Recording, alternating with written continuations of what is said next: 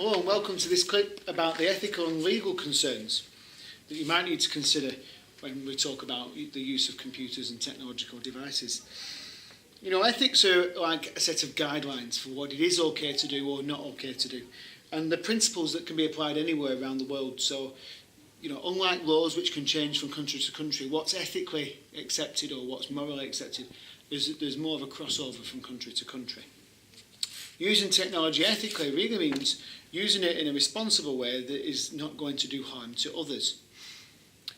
One of the a new type of crime that I guess is becoming more common with the use of devices at the moment is live streaming sports and movies, for example, that perhaps are still on at the cinema, or sports that are taking place right now, where you should be paying a subscription to somebody like Sky Sports or BT Sport, but using one of these Android boxes, or dodgy boxes as sometimes people call them, you can live stream the sport without paying a penny. That's an example of breaking the law, and you know, if you were caught, you could certainly be prosecuted for that sort of thing.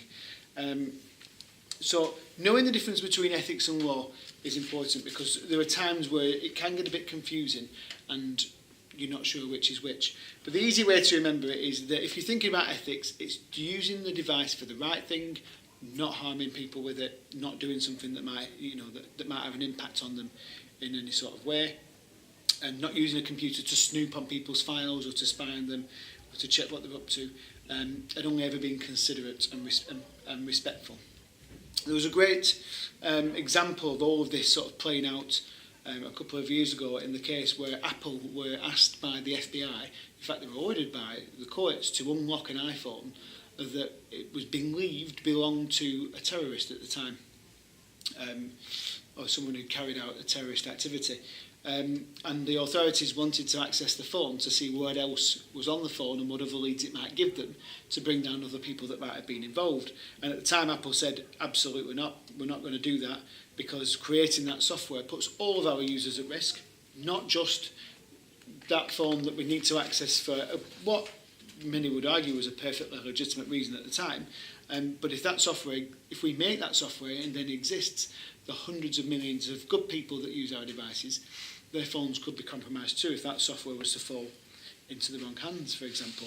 So it's a great thing. It's a great thing to look into, to give yourself a real-world example of what happened. In the end, there, Apple decided not to unlock the phone, and they fought it quite vigorously, because their belief is that their users' data it should be private and should be safe and secure, and they didn't want to make the software that might undo that.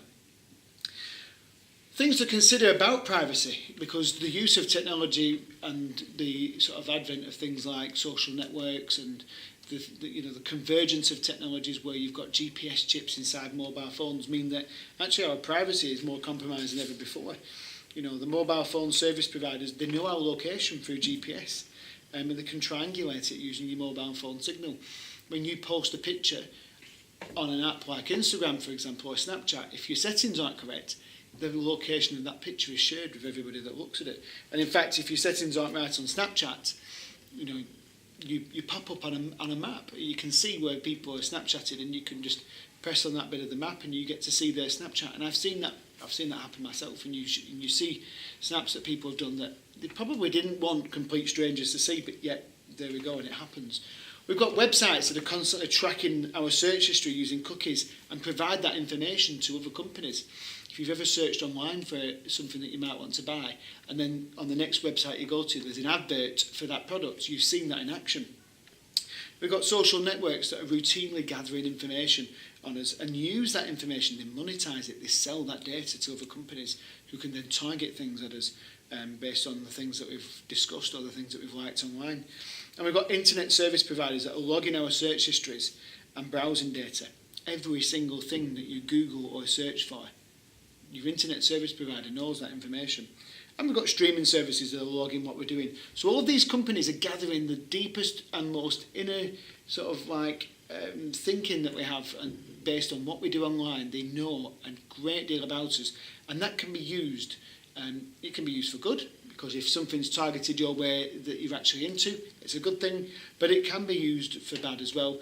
And we've seen examples of that in the news when the presidential elections were taking place, and there was this advent fake news, but there was this talk of Russia meddling in elections where they were using this sort of data to target adverts at people on social networks to start to influence the way that they were going to vote. So there are security concerns you need to be aware of around all of that data and what happens to it and how safe it is and how secure it is. You know, there are things that you should be considering, like should mobile phones and internet search records be routinely checked by government agencies? Should the government be able to check what we're doing so that they can try and stop terrorism, or should our search history and our activity be private? Should people mind if they're only doing good if somebody's looking at what they're up to, or you know, should there be an expectation that whatever we get up to online, it's private and confidential? You know, what are social networks doing with all the data that they hold about us, and how are they keeping it safe? Increasingly recently, Facebook have been, it's been revealed more and more that they've not been keeping that data safe and secure, and in fact had agreements with other companies that should have been terminated and were, but it wasn't checked that they'd been stopped, where other companies were able to access people's private messages, not just what's on your wall. So there's a whole thing there about privacy that needs to be considered, and you need to, you know, have a look at the story about Apple, have a look at what's been going on with Facebook, and educate yourself and have some stories in mind. You know, other things we need to consider on this topic are whether or not we're going to be replaced. You know, are robots and autonomous devices going to replace humans and human jobs? Think about self-driving cars. At what point in the 2020s will taxi drivers not be needed anymore if cars can drive themselves? What happens to all those people? What jobs will they do? What about, you know, pilotless drones being used in military conflicts? You know, do we want, if there isn't a human flying the jet plane that's going to pull the trigger, if you're sat in a room somewhere completely removed from the danger, are you going to make the right decision? But then there's the good side to this as well, of course, you know, where robots might be used, you know, to disable explosive devices, where it's safer to send a machine rather than a human. So there are good sides to this. You know, car manufacturing, again, you know, where robots are being used to manufacture cars, where once it was people, and that means that those people are losing jobs. So the issue of whether or not we're being replaced by machines has some good sides and it has some negative sides, and it depends on which side you fall, I guess, as to whether or not it's an issue or not, but it's something to consider. Again, the use of technology gives us new opportunities for crime. The way that we interact with technology has increased the legal impact on society through online communication. You know, there's new opportunities now for criminals. It's easier to steal someone's identity and to apply for things in their name or do things in their name than ever before. You know, I could, if I wanted to, we could go onto somebody's Facebook account. You can take a profile picture, you can take the name, one or two pertinent details if their account's on public. You could set up another Facebook profile in their name and convince people that you were them fairly easily. So that's a new opportunity for crime. Of course, selling illegal products like the Android dodgy boxes. The Android box itself isn't illegal, but what it's enabled to do with those apps is an illegal activity that, you know, wasn't something that could be done a few years ago. Obviously, hackers are using a variety of methods to access our accounts and discover personal information that can facilitate further crime. You know, so if you think about identity theft again, applying for credit cards in your name and then using them to run up debt in your name.